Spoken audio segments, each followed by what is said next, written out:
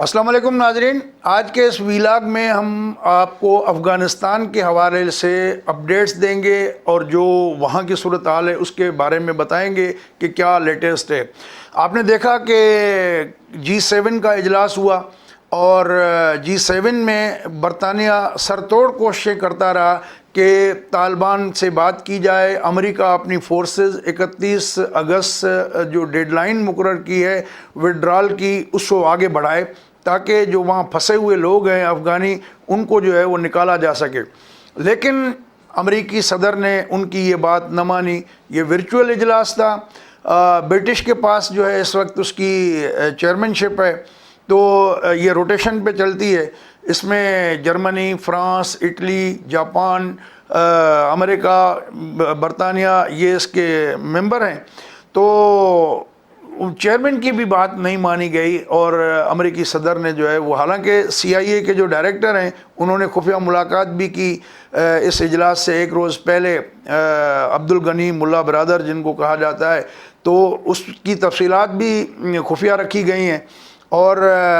ابھی طالبان نے جو ہے وہ چوکیاں ایئرپورٹ کے آس پاس قائم کر دی ہیں جہاں سے افغان شہریوں کو ایئرپورٹ کی طرف نہیں جانے دیا جا رہا۔ ابھی بھی ہزاروں کی تعداد میں لوگ ایئرپورٹ کے اندر پھنسے ہوئے ہیں،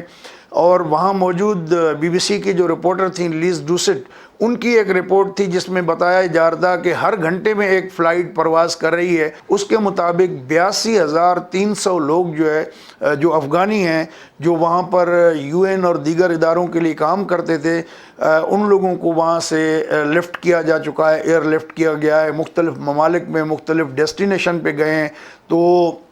یوگنڈا پہلا افریقن ملک ہے جس میں انہوں نے افغان پناہ گزینوں کو رکھنے کی جو ہے وہ اجازت دی ہے۔ ابھی تک جو ہے وہ باقی جو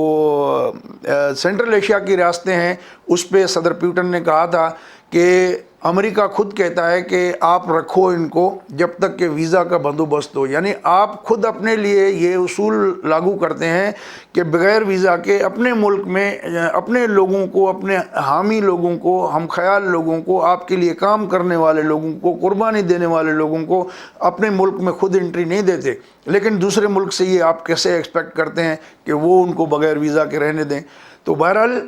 امریکہ پہ بڑی کڑی تنقید بھی ہو رہی ہے، اور جو ویٹرن امریکنس ہیں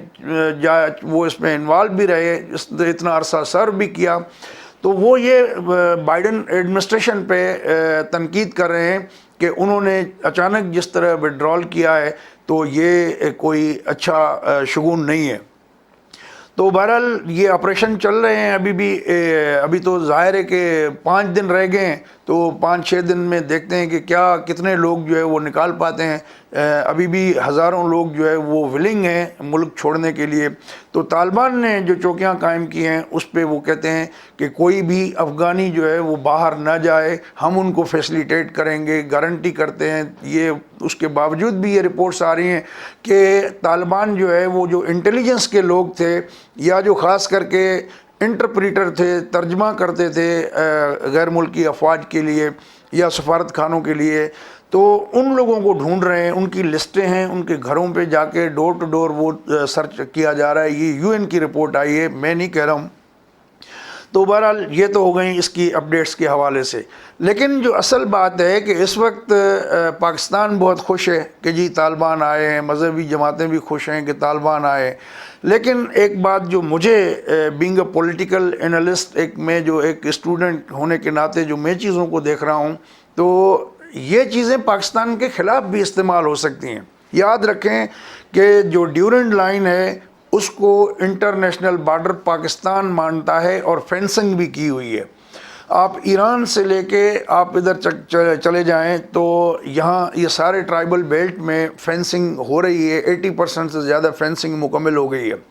لیکن جب 96 میں طالبان حکومت میں تھے افغانستان میں، اس وقت بھی پاکستان نے بڑی کوشش کی تھی کہ کسی طریقے سے کوئی ایگریمنٹ ہو جائے، کوئی ڈاکیومنٹ ان کے ہاتھ لگ جائے کہ جس سے یہ ثابت کر سکیں کہ یہ ڈیورنڈ لائن جو ہے وہ انٹرنیشنل بارڈر ہے۔ تو طالبان نے بھی وہ تسلیم نہیں کیا تھا۔ تو اب جب طالبان کی سرپرستی میں یا سربراہی میں سارے افغانستان کے جو فیکشن ہیں، مختلف زبانیں بولنے والے، مختلف جو ہے وہ سوچ رکھنے والے لوگ، جب یہ اکٹھے ہو کے نیشنل کنسنسس کے ساتھ گورنمنٹ بنائیں گے تو یہ پاکستان کے لیے مزید پریشانی کا باعث بن سکتی ہے، کیونکہ امریکہ کی بھی یہی کوشش ہوگی کہ وہ اس معاملے کو ابھارے، کیونکہ امریکہ پاگل تو نہیں تھا، ہزاروں کی تعداد میں جو ہے وہاں بختر بند گاڑیاں چھوڑ گیا، لاکھوں کی تعداد میں اسلحہ چھوڑ گیا ہے، اور بنا بنایا انفراسٹرکچر چھوڑ کے جا رہا ہے طالبان کے لیے، اور طالبان آسانی سے آ رہے ہیں، CIA کے ڈائریکٹر ان سے مل رہے ہیں۔ تو آگے چل کے جو صورتحال بنے گی اس میں امریکہ کی کوشش اور خواہش یہ ہوگی کہ کسی طریقے سے اس خطے میں دوبارہ بدنظمی ہو اور وہ ڈیورنڈ لائن جیسے معاملے کو، اختلافی معاملے کو اٹھائیں۔ لیکن یہ ڈیپینڈ کرتا ہے کہ جو نئی افغان قیادت ہوگی کہ وہ کیسے اس معاملے کو دیکھتی ہے۔ ظاہر ہے کہ پڑوسی تو بدل نہیں سکتے آپ، تو پاکستان ایک مستقل طور پہ آپ کا پڑوسی ملک ہے جہاں لاکھوں لوگوں کو پناہ بھی ملی، تو یہ اب آنے والا وقت طے کرے گا کہ پاکستان کے لیے یہ جو اپرچونٹی ہے یا کہ جو ہے وہ ایک تباہی کا ایک سامان بنتا ہے۔ تو یہ پاکستانی لیڈرشپ کی بھی ذمہ داری بنتی ہے کہ وہ ان چیزوں کو دیکھے کہ یہ چیزیں پاکستان میں مستقبل کے لیے نہ ہو۔ لوگ تو گریٹر پختونستان کی بات بھی کرتے ہیں کہ جو ورلڈ فورسز ہیں وہ ان کو استعمال کر کے، اور جو ہے وہ گریٹر پختونستان کا جو کنسیپٹ ہے کہ جی اٹک کے اس طرف جو ہے وہ چونکہ پشتو بولنے والا جو بھی بلوچستان کا ایریا ہے، KP کا ایریا ہے اور افغانستان، سب کو ملا کے جو وہ دوبارہ سے بنایا جائے۔ تو